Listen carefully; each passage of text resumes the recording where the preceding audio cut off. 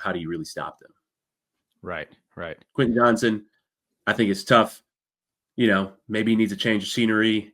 Maybe Herbert isn't his type of quarterback. Herbert has no touch on the type of passes that he throws. And I know he's a young quarterback, or people will give Herbert the excuse, but every pass is a bullet pass.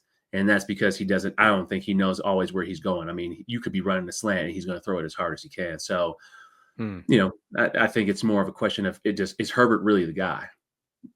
Probably not, and wow.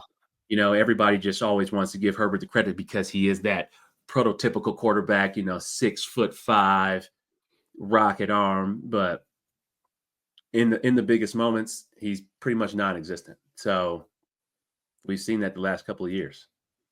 Man, I asked the wrong question there. I buried the lead. Benny Fowler saying Justin Herbert may not be the guy, but that's a really good point about, the lack of touch on the passes. And even, not every interception was just the quarterback in this game, but the lack of composure under pressure in these big spots when you are a guy who has that mobility, has that size, this is who he's supposed to be, right? And you look at guys around the league. Yeah, why are we giving Justin Herbert an excuse? And I think a couple of those interceptions were tip passes. It's because he's throwing the ball at 90 miles per hour. So his receiver doesn't catch it. The defender catches the tipped pass.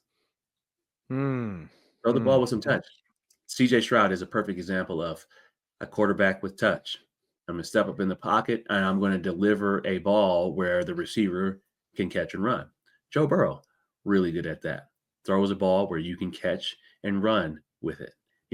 That's when is Justin Herbert going to have that progression in his career? You don't throw the ball 90 miles per hour on an in route. One of your many valuable insights weekly is, I think, in the media, even though I can be somebody who's very critical and just fairly critical, I think, but harshly so, sometimes you err on the side of saying, hey, this was a bad game, but it's only one game. But you bring this perspective to the conversation of the bottom line in the NFL is you either get it done in the big spots and win or you don't, right? Like Herbert has the promise, has the draft status, has the stats or the analytics to back it up, but you're just bottom lining it saying in his biggest spots, he doesn't play well. So yeah, he hasn't. I mean, he hasn't played well. I mean, people will give him the injuries and different things like that. But if I'm watching and how people rave about, his talent, well, it's time to see it.